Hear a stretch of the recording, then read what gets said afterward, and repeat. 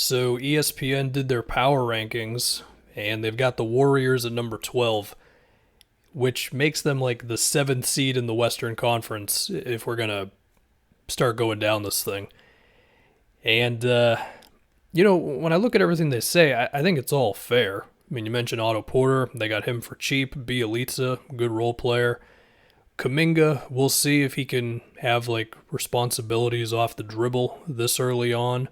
Moses Moody, supposed to be a good shooter right away. Wiseman, I mean, the athleticism's there, but we saw that just the fundamentals and also, of course, he was hurt, but Wiseman had a tough rookie season. And now you're hoping that Jordan Poole can be like a spark plug off the bench. And of course, the big thing is still Clay. And as they say, all eyes will be on Thompson's attempt to return.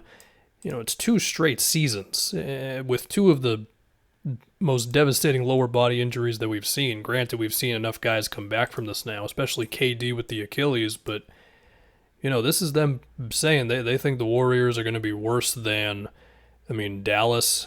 And I think Dallas's offseason was mixed. Bullock, good 3-and-D guy. Maybe you'll get more out of Josh Green or Tyrell Terry this year. Still some good role players. Maxi Kleba, Tim Hardaway, the flamethrower that he is. But I didn't love the Jason Kidd thing, and we're going to have to see with Porzingis. Here's the interesting one, though, the Clippers.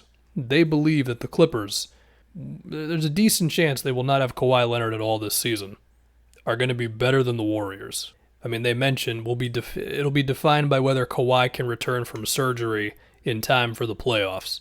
We're pretty confident that Clay is going to be back around December. There's no way Kawhi is going to be back around December, if at all, right?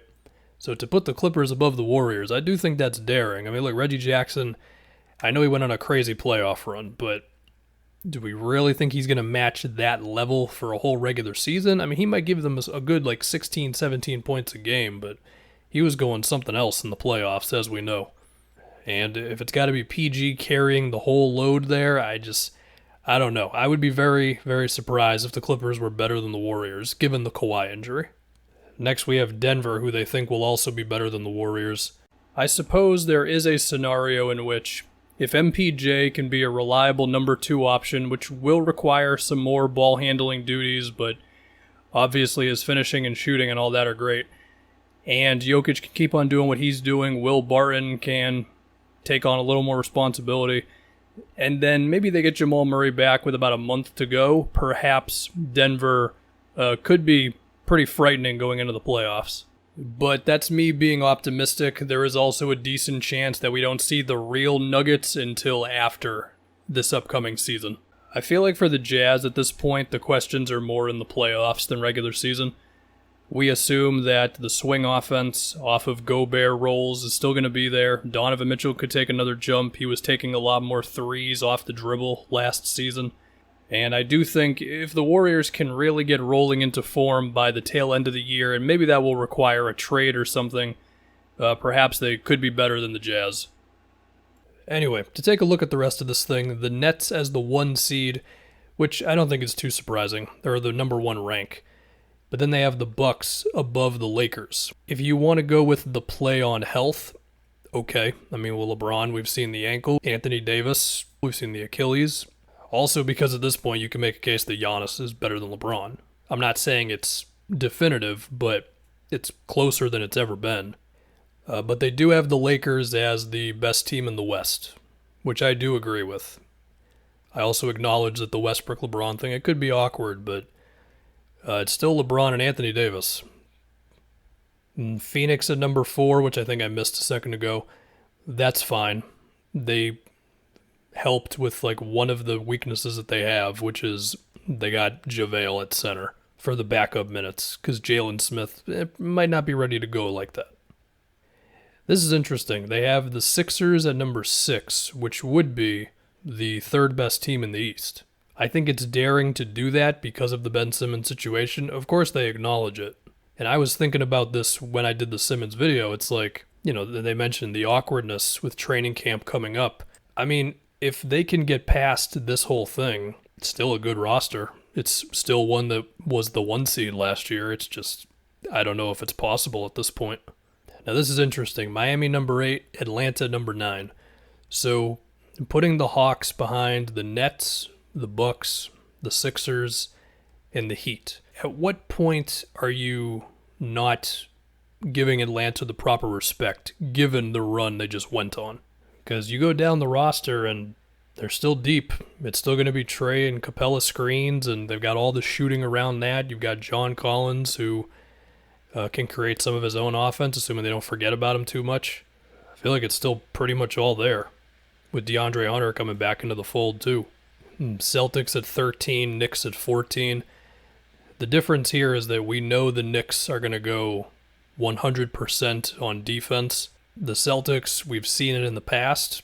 I think the roster is equipped to be really good defensively, assuming Horford can still hold up and Smart can get back to all defense levels. But we've got to see him do it. We're confident the Knicks are going to do that. But, of course, the Celtics, they do have the two best players among these two teams, so I guess it's fair. Unless Julius Randle can rewrite the first round of the playoffs. Or RJ Barrett just goes to a really insane level this season, which I do think is possible. I don't even think they have the Bulls making the playoffs with being this far down. I feel like I've said enough. I think the offense pretty much fits itself. DeRozan and Lonzo and Vooch. Just the passing among those three guys. Levine, who's at least gotten better there. The questions are on defense. Will certainly be interesting. Let's see, the Raptors at number 20. Yeah, we're going to find out how crucial Lowry really was for them. You know, I put him in a C in watchability for this upcoming year. I acknowledge the team's talented, but Lowry, he did so much for them in terms of keeping the ball moving, being tough as hell on defense all the time, and obviously the shot making and just the culture of it all. That stuff matters. Let's see, the Pelicans at 22. Yeah, the Pelicans, they did a lot of things, man. I do think they improved at center. Steven Adams to Valanciunas. Different coach, of course. Stan Van Gundy was not a good fit there.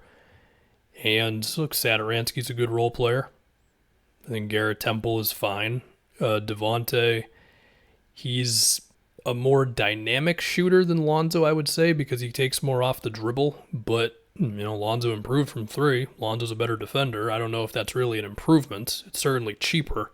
But as I've said, I mean, if you can make things make sense around Zion and Ingram, they could be much better than number 22. I mean, if they can be the 16th best defense with Zion giving you his 29 points a game on 60% shooting, and then Ingram just doing everything he does, then I think they can go pretty damn far.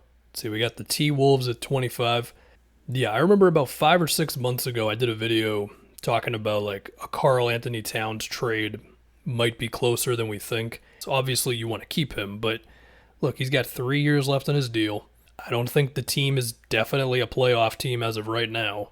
Now, if Towns just loves Minnesota no matter what, then that's great. But I think this upcoming season, very important for what happens with Karl Anthony Towns. And if they're the 25th best team, which would suggest to me that they really failed on defense, I don't know, man. I don't know. They're going to need those Towns, D'Lo pick and rolls, and Anthony Edwards' contested threes, and Malik Beasley running around and shooting catch and shoots and all that. And Beverly instilling a culture and bringing it defensively. They're going to need all that to go really well. As for the worst team, we've got OKC. It's probably fair, because if anything, they'll just make sure they're the worst team if they really want to be. Houston at 29. I mean, for what it's worth, they do have talent, but you think about where John Wall is at in his career, they're probably not going to get too many stops. Jalen Green, even if he's good, still going to be a rookie.